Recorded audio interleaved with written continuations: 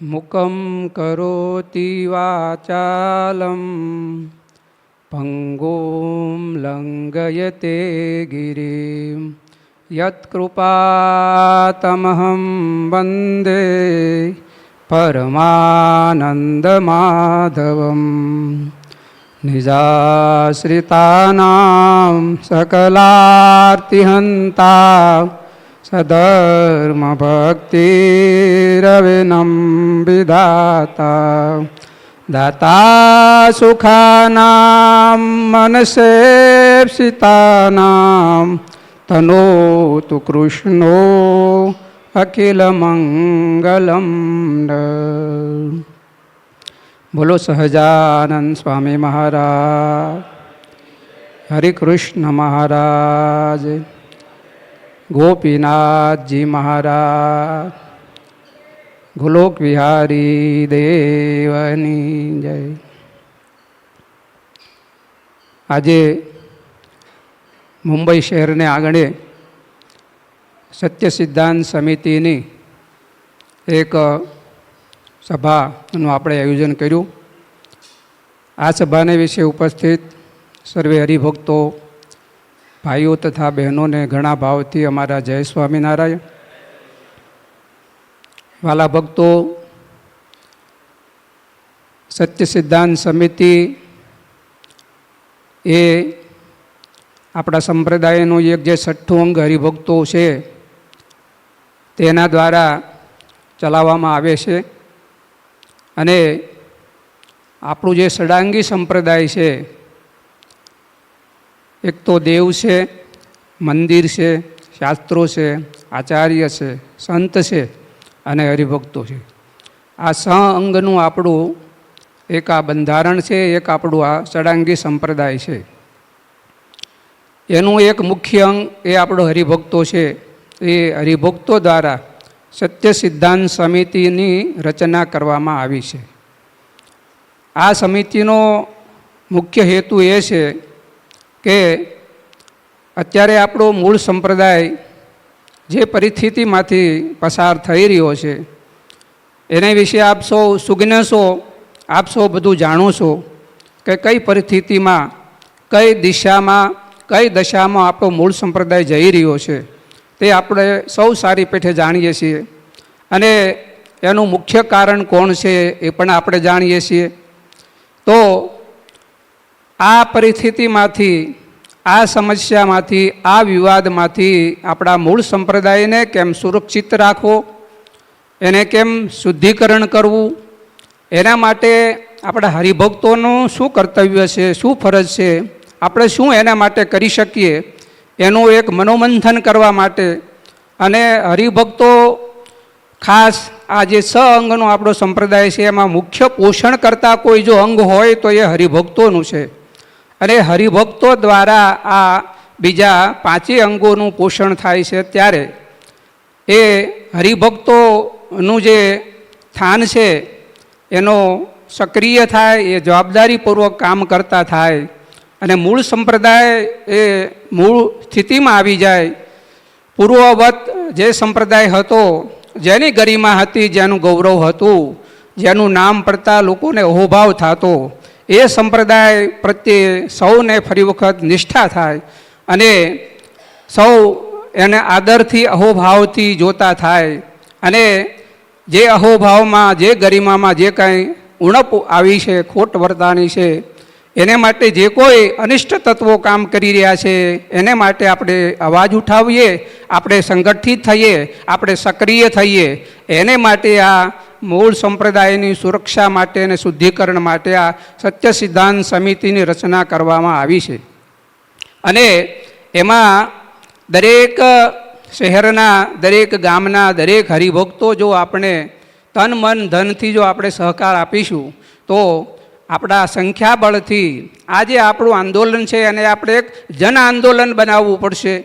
તો જ આપણે આ મૂળ સંપ્રદાયની જે કપરી પરિસ્થિતિમાંથી જે પસાર થઈ રહ્યો છે, જે વિવાદિત બની રહ્યો છે, અને કોણ વિવાદનું મુખ્ય કારણ કોણ છે એને પણ આપણે શોધવું પડે અને એને આપણે યોગ્ય દિશામાં વાળી શકીએ. અહીંયા કોઈને વિરોધ નથી, કોઈની સાથે આપણો વિરોધ નથી, પણ આપણા સંપ્રદાય બિન વિવાદાસ્પદ બને અને જે એમ કે કલંકિતતામાંથી જે બહાર આવે એને માટે આપણે સૌ પ્રયાસ કરીએ એવો આ મુખ્ય આપણો હેતુ છે. અને એ હેતુને પાર પાડવા માટે આપણા હરિભક્તો જ આ સંગઠન કર્યું છે.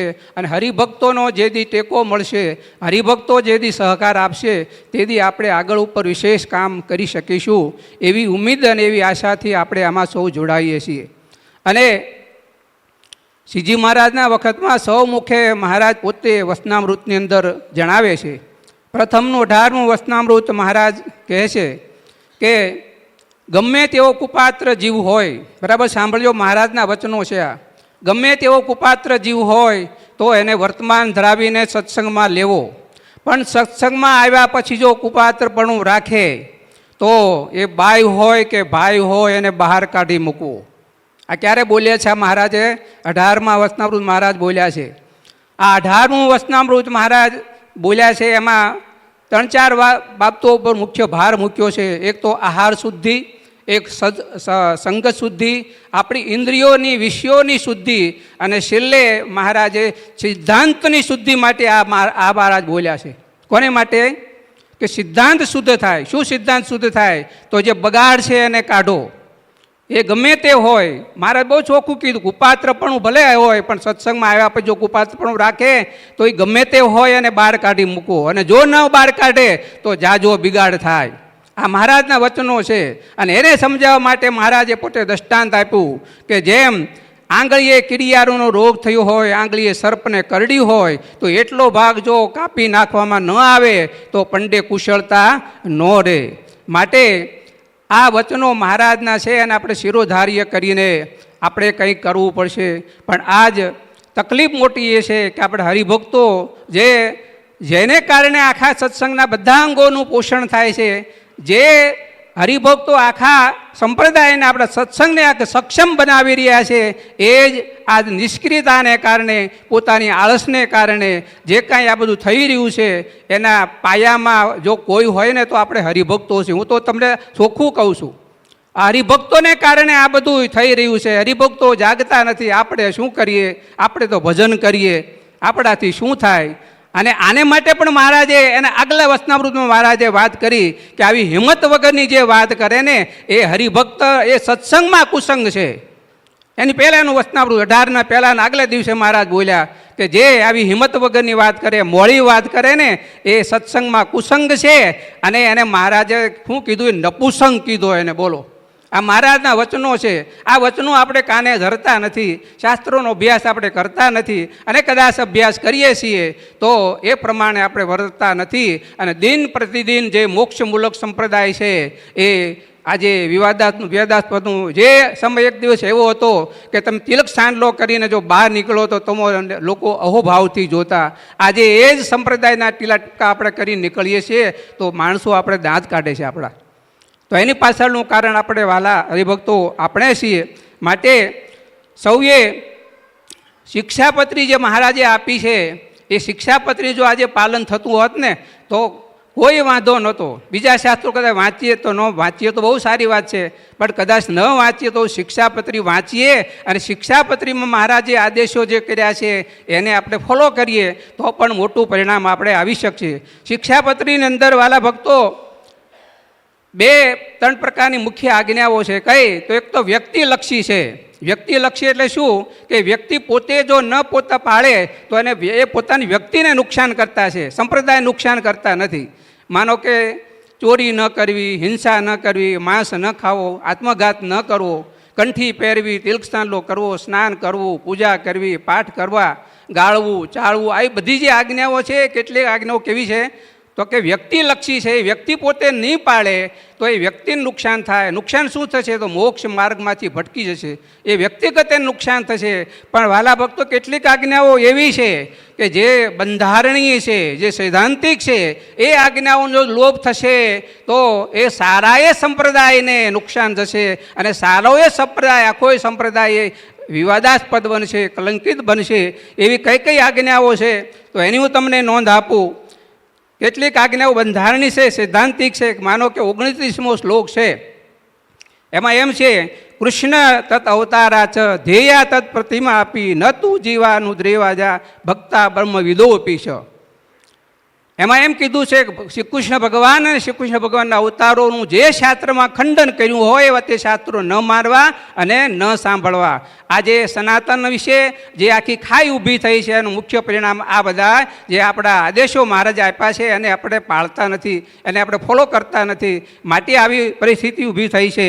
અને એવી જ રીતે અને બીજી આજ્ઞા મહારાજ કીધું, સહ શ્રી કૃષ્ણ પરબ્રહ્મ ભગવાન પુરુષોત્તમ ઉપાસ્ય ઇષ્ટ દેવો અને સર્વ આવિર્ભાવ કારણમ. 108મો શ્લોક શ્રીજી મહારાજે એમ કીધું કે સહ શ્રી કૃષ્ણ પરબ્રહ્મ ભગવાન પુરુષોત્તમ. તે શ્રી કૃષ્ણ કોણ છે? પરબ્રહ્મ પુરુષોત્તમ નારાયણ તે શ્રી કૃષ્ણ ભગવાન છે અને બધા અવતારોનું કારણ છે.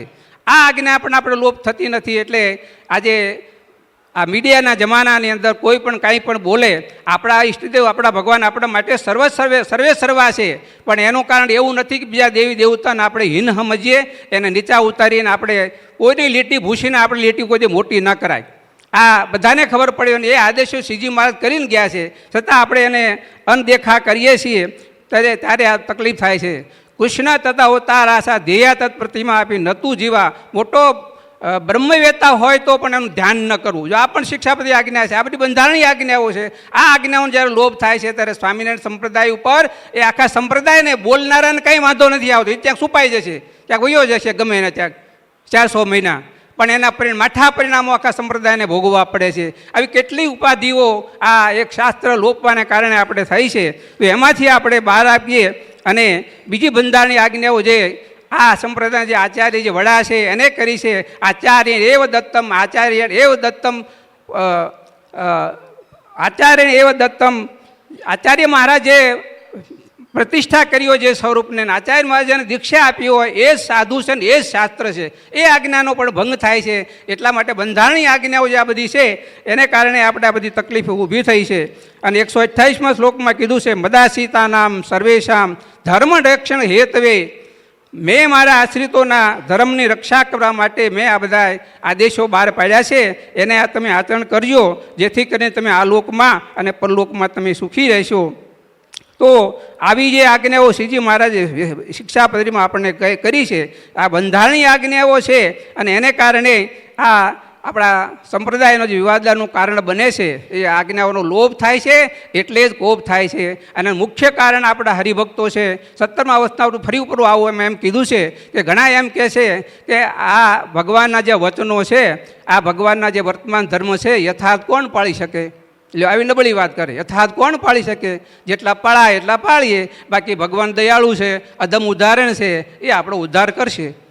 આવી વાત કરીને બીજાને પણ સત્સંગમાંથી મોળા પાડે છે. એને મહારાજે છેલ્લે બહુ આકરા શબ્દો કીધા છે. મહારાજ કહે છે એ નપુસંગ છે, એને કરવું નથી ને કોઈને કરતા હોય તો એને એની વાતમાંથી એ જુદા પાડે છે. માટે જેમ 18મા શ્લોકમાં કીધું કે એને સત્સંગમાંથી બહાર કાઢી મૂકો, એમ આપણે વચનામૃતમાં પણ કીધું છે કે 207મા શિક્ષાપતિ શ્લોકમાં કીધું છે કે આ 206માં મહારાજે એમ કીધું કે આ શિક્ષાપત્રીમાં જે વર્ત છે તે ધર્મ અર્થ કામ અને મોક્ષ ચારે પુરુષાર્થની સિદ્ધિને નિશ્ચય પામશે. અને 7મા શ્લોક 207માં મહારાજે એમ કીધું કે આ પ્રમાણે જે નહીં વર્તે તે અમારો સત્સંગી નથી. લ્યો, આમ કહી દીધું, તેને સાથે અમારે કોઈ લેવા દેવા નથી. આવા આકરા વચનો મહારાજે કર્યા છે, પણ એક નાનકડી એવી શિક્ષાપત્ર આપણે વાંચતા નથી. વાંચીએ તો આપણે ધારતા નથી, અને ધારીએ તો એ પ્રમાણે કોણ કરે છે કોણ નથી કરતું એ આપણે જોતા નથી. આજની આપણી સંપ્રદાયની સ્થિતિ એવી થઈ છે, સાધુઓ સાધુ રહ્યા નથી, અસાધુઓ બન્યા છે. અને એને કારણે આપણા સંપ્રદાય આખો વિવાદમાં આવી ગયો છે. અને જેને ભજન કરવું છે, જ્યાં શાંતિ લેવાની છે, ત્યાં જ અશાંતિ ઊભી થાય છે. અન્ય ક્ષેત્રે કૃતમ પાપમ તીર્થ ક્ષેત્રે વિનશ્યતિ, તીર્થ ક્ષેત્ર કૃતમ પાપમ વજ્રલેપો ભવિષ્યતિ. આ પહેલા વચનામૃતનો શ્લોક છે કે બીજા જગ્યાએ તમે જ્યાં પાપ કરો, હવે આખું જગત હતા શાંતિના દાયરામાં આવી ગયું છે. શાંતિ મેળવવા માટે મારા સત્સંગ પાસે જાય છે, મંદિર પાસે જાય છે, તો ત્યાં જ એ આગના ભડકા થતા હોય. આગ જલે તો જલકો કહું, આગ જલે તો જલકો કહું, લેकिन જલ જલે તો કિસકો કહું? હે, આગમાં ભડકા થાય તો પાણી એને ઓલવે, પણ પાણીમાં ભડકા થાય કોણ ઓલવે? માટે વાલા ભક્તો, આ બધી ચિંતા છે અને સંપ્રદાય માટે કાંઈક કરી છૂટવાની ભાવના હોય એ જ આ ચળવળની અંદર જોડાજો. બાકી માય કાંગલાનો કે હું કાંઈ શું કરું, હું તો ભજન કરું, આપણાથી શું થાય? એટલે ભાઈ આપણાથી ન થાય. દેશ ગુલામીમાં હતો, દેશને આઝાદ કોણે કર્યો? આ દેશને આઝાદ કોણે કર્યો? આ પબ્લિકે જ કર્યો છે, બધાએ સહયોગ આપ્યો છે, ત્યારે આપણો ભારત દેશ આજે આઝાદ થયો છે અને આપણે આજે સ્વતંત્રતાના મીઠા ફળો ચાખી રહ્યા છીએ. એમ આજે જ્યારે આપણો સંપ્રદાય કપરી પરિસ્થિતિમાંથી પસાર થઈ રહ્યો છે ત્યારે આપણે ખંભે ખંભો મિલાવીને એ સંપ્રદાયની પૂર્વ દિશામાં લાવવા માટે આપણે બધાએ કંઈક કરવું પડશે. અને આવું જ્યાં સુધી નહીં થાય, અને વાલા ભક્તો એટલું તો વિચારો કે આપણે કોના આશ્રિત છીએ? સ્વામિનારાયણ ભગવાનના આશ્રિત છીએ. કોના આશ્રિત છીએ આપણે? અને સ્વામિનારાયણ ભગવાન તો પુરુષોત્તમ નારાયણ હતા, તો પણ એ વચનામૃતમાં સ્વમુખે શું કહે છે? પોતાનું કેટલું ત્યાગીપણું હતું, પોતાનું કેટલું નિષ્પૃહીપણું હતું, એ વચનામૃત વાંચો તો તમને ખબર પડે. કે કાર્યાણીના ત્રીજા વચનામૃત મહારાજે કીધું કે મારા શરીરમાં માતાનો ભાગ રુધિરનો માંસ મારે રહેવા દેવું નથી. અને ઘણા પ્રયત્ન કરીને શરીરને સૂકવી નાખ્યું. જે શરીરમાં કંઈક વાગે તો લોહી ન નીકળે પણ પાણી નીકળે.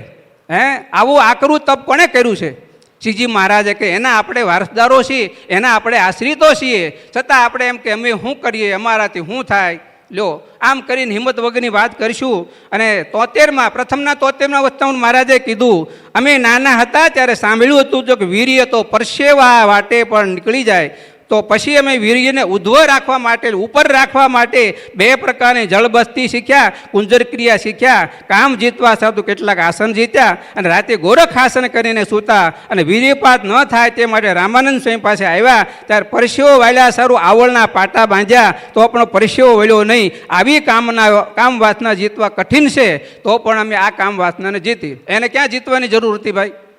એ તો પુરુષોત્તમ નારાયણ હતા. આપણા બધાને હવે આ મહારાજના વચનોના આજના કહેવાતા જે કેટલાક અસાધુઓ ક્યાં માર્ગે જઈ રહ્યા છે, આ મહારાજના વચનો શું એને યાદ નહીં આવતા હોય?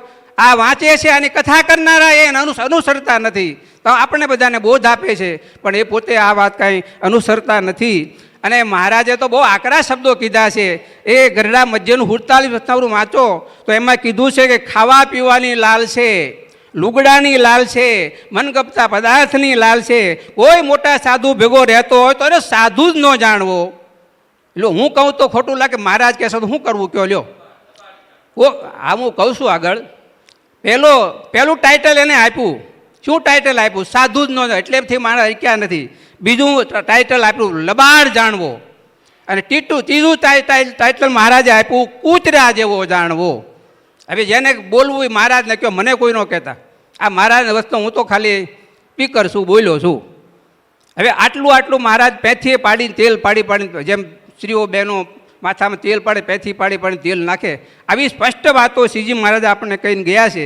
છતાં આપણે નિષ્ક્રિય રહીશું અને છતાં આપણે જવાબદારીપૂર્વક વર્તશું નહીં તો મહારાજ આપણને માફ નહીં કરે. અને મહારાજે તો આપણે ઘણા એમ કે ભાઈ સાધુ છે, ભગવું કપડું પહેર્યું છે, એનું ગુણ ન લેવાય. તો મહારાજે કીધું અવગુણ લેવા, એમ કીધું મહારાજે. તો વાંચો ગરડા પ્રથમનું 56મું વચનામૃત, સાધુનો અવગુણ ન લેવો. મહારાજ પહેલાં વાત કરી, સાધુનો અવગુણ ન લેવો પણ ગુણ જ લેવો. પણ પંચવર્તમાનમાં ફેર હોય તો, અને પંચવર્તમાનનો ભંગ કરે તો એનો અવગુણ લેવો ને લેવો. લ્યો, હવે તમારે જેમ કરવું એમ કરજો. ગરડા મધ્યના 60માં મહારાજ કીધું કે આપણે તો બધાય સાધુ સરખા. લ્યો, આમ કેમ આ બોલે છે ઘણા બધા છે, આપણે તો બધાય સાધુ સરખા, કોને હારો નરહો કહીએ? તો તે સત્સંગી કહેવાતો હોય તો પણ વિમુખ જાણવો. લ્યો, આ મહારાજના વચનો છે. જેને કંઈ કેસ ફોજદારી કર્યો તો એને કરજો. આપણે એને આશ્રિત હોઈએ તો આપણે સાંભળવું પડે, ને સાંભળવું હોય તો આપણે અનુસરવું પડે. અને જે આપણે દબાવવા માગતા હોય એને કહેવું પડે આ મહારાજના વચનો છે. અને મહારાજે તો ગરડા મધ્યના 22માં એમ પણ કીધું, સાધુ થકી મોટી કોઈ પદવી નથી. સાધુ થકી મોટી કોઈ પદવી નથી. જેટલામાં રાજાનું રાજ્ય તેટલામાં રાણીનું રાજ્ય. જેટલો રાજાનો હુકમ ચાલે તેટલો રાણીનો હુકમ ચાલે. જેવો ભગવાનનો પ્રતાપ તેવો જ સાધુનો પ્રતાપ છે. આટલું મહારાજ આપણને કહીને ગયા છે. માટે આ બધા તમને કહેવાનું કારણ એ છે કે જ્યારે આપણો સંપ્રદાય સંકટમાંથી પસાર થઈ રહ્યો છે ત્યારે જો આપણે કંઈ નહીં કરીએ અને તો એ ભગવાન, તમે ગમે એટલી તપ કરશો, વ્રત કરશો, જપ કરશો, પણ જે ટાણે જે સેવાની જરૂર છે સેવામાં આપણે ભાગીદાર નહીં થઈએ તો ભગવાન આપણને માફ નહીં કરે. હું તમને ચોખ્ખું કહું છું. અને મહારાજના વચનો છે, જો મધ્યના 61માં અને 62માં અવસ્થામાં મહારાજે કીધું છે, પોતાનું સર્વસ્વ ભગવાનને સત્સંગને અર્થે કરી રાખે. કોણ કીધું છે? આ સત્સંગીઓને કીધું છે, પોતાનું સર્વસ્વ ભગવાન અને સત્સંગને અર્થે કરી રાખે. સત્સંગને અર્થે માથું દેવું હોય તો માથું દે. કોને કીધું? આપણને કીધું છે કે સત્સંગ જ્યારે મુસીબતમાં હોય ત્યારે આપણે માથું દેવું તો માથું દે. પરમહંસની આજ્ઞા કરે તો પરમહંસ થા. પોતાના દેહ, ધન, ધામ, પુત્ર, પરિવાર, વસ્તુ, પદાર્થ ભગવાનની સેવામાં જોડી દેવા. આવા ભગવદ પરાયણ ગૃહસ્થો હોય તે પણ ભગવત ધામને પામજો. આટલું કરશો તોય ભગવાન કહે તો ભગવત ધામને પામશો. અને આગળ કીધું કે નારદ સનકાદિકની પંક્તિમાં ભળે છે અને પરમ મોક્ષને પામે છે. આ પ્રશ્ન કોનો છે? આદિ આચે રઘુવીરજી મહારાજનો છે. રઘુવીરજી મહારાજ 13 વર્ષની ઉંમરે આ પ્રશ્ન પૂછ્યો છે કે જીવનું કલ્યાણ કેમ થાય, મોક્ષ કેમ થાય? ત્યારે મહારાજે આ જવાબ આપ્યો છે કે તમારે સત્સંગને મારથે માથું દો.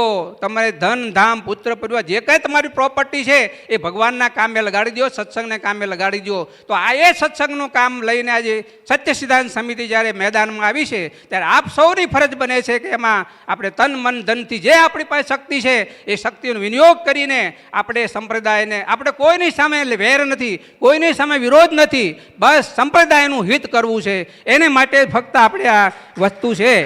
તો આને માટે આપણે બધા કટિબદ્ધ થઈએ અને મહારાજ જેવું કરવું ધારતા હતા એવું આપણે કરીએ. અને જેનું આપણે ભજન કરીએ છીએ એ મહારાજ પુરુષોત્તમ નારાયણ હોવા છતાં પોતે કેટલા ત્યાગી હતા, કેટલા નિષ્પૃહી હતા. એ પણ ગરડા મધ્યનું 33 વર્ષના બધું વાંચ્યો.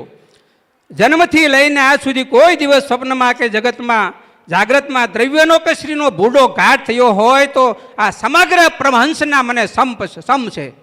કોણ બોલે છે? શ્રીજી મહારાજ બોલે છે.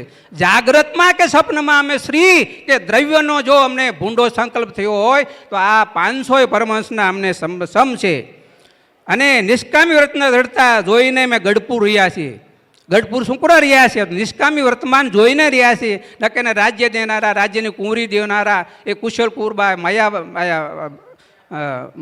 મૈયા રાણી બુટેલપુરના એ રાજ્ય દેવા તૈયાર હતા અને પોતાની બે કુંવરી દેવા તૈયાર હતા. છતાં મહારાજ ત્યાં ન રોકાણ. ક્યાં રોકાણા? ગઢપુર રોકાણા. તો ગઢપુર શું કરો રોકાણા? રાજ્ય દેતામાં નહોતા, પણ એને સર્વસ્વ ભગવાનને અર્પણ કરી દીધું હતું.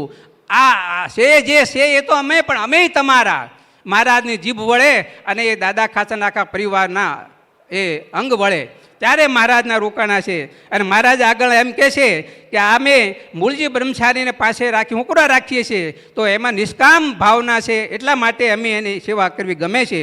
અને નિષ્કામ વ્રતમાં ફેર પડે તો અમને કોઈ દિવસ સંભળાવશો માં. કાંજે જેમ વાંજિયાને ઘેરે દીકરો જન્મે અને પછી મરી જાય તો જેવો શોક થાય એવો અમને શોક થાય છે. કોણ બોલે છે? આ શ્રીજી મહારાજ બોલે છે કે વાંજ્યાને ઘરે દીકરો થયો જો મરી જાય તો અમને કેવો એવો શોક થાય છે. એમ નિષ્કામપણામાં, કામના વાસનામાં જો કોઈ સાધુ હોય કે હરિભક્તો હોય એ જો એમાંથી પડી જાય તો આવું અમને દુઃખ થાય છે. વાંજ્યાને ઘરે દીકરો જન્મે અને પછી જો મરી જાય એવું દુઃખ મને થાય છે. માટે આવી વાત કોઈ અમને સંભળાવશો નહીં. એમ થાય છે. અને મહારાજ આગળ એમ થાય છે સત્સંગ મૂકીને ચાલ્યા જઈએ. આ નિષ્કામી વર્તમાન મહારાજને કેટલું વહાલું છે. છતાં રહીએ નિષ્કામ વ્રતની દૃઢતાવાળાની આ લોકમાં અને દઢ લોકમાં અમને મેળાપ રહે છે. આ નિષ્કામ વ્રતમાં જે પાળતો હોય એ અમારી લાખો ગાંવ દૂર હોય તો અમારી પાસે છે એમ સમજીએ છીએ. આ નિષ્કામ વ્રતમાં જેને કાચબ છે, જેમાં ભંગ કરે છે, એ કદાચ અમારી પાસે રહેતો હોય તો અમે લાખો ગાંવ દૂર માનીએ છીએ. આવા આશ્રી એના આપણે આશ્રિત છીએ. એના વચનોનો આપણે વિચાર કરીને વાલા ભક્તો વધુ સમય નથી લેવો, પણ એક જ ટકોર મારે કરવી છે કે જે કોઈ સંપ્રદાયનું હિત કાર્ય કરી રહ્યું છે એને આપણે તન, મન, ધનથી આપણે ટેકો આપીએ. કાંઈ ન કરી મનથી એટલું કરીએ કે આ સારું કરે છે એટલો ગુણ લેશો ને તોય તમારું ભગવાન સારું કરશે. તો આ મારી ભાવના આપ સૌ હૃદય સુધી પહોંચાડજો. અને સત્સંગ શુદ્ધિનું, સિદ્ધાંત શુદ્ધિનું જે કોઈ કાર્ય કરી રહ્યું છે આ સત્ય સિદ્ધાંત સમિતિ, એને આપ સૌ સહયોગ આપશો, સહકાર આપશો. અને કાંઈ ન કરો તો મનથી કરજો કે આ લોકો સારું કરે છે તોય તમારું ભગવાન સારું કરશે. આટલા શબ્દો સાથે હું મારી વાણીને વિરામ આપું છું. અસ્તુ. જય સ્વામિનારાયણ.